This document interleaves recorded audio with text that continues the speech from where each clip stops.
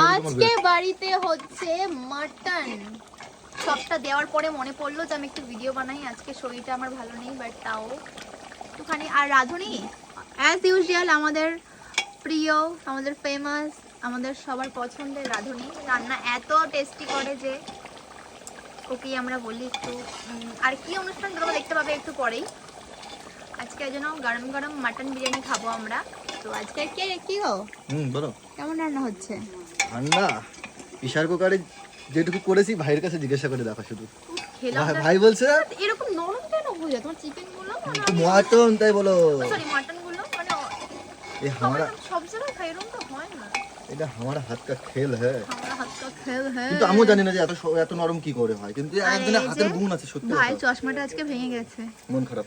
ওই অনলাইনে অর্ডার করে নে ভাই। এ ভাই অর্ডার করে নে একটা। আমা কি করে ও? চশমা লাগাচ্ছে কেন? আর লেন্স কাটে চশমা নিয়েছিলাম একটা, ওকে ভাইফোঁটায় গিফট করেছিলাম, ওটা ভেঙে গেছে আজকে। আমি বললাম আরেকটা অর্ডার করে নে, কিন্তু ওটা ফেব্রিক দিয়ে লাগাচ্ছে। অ্যাকচুয়ালি অর্ডার করলে তো আসতে মিনিমাম 10 দিন টাইম লাগবে। বেবি কি খাচ্ছ? না আমার জন্য এনেছো? তুমি খাও তুমি খাও তুমি খাও। দাদা তুমি খাও তুমি খাও।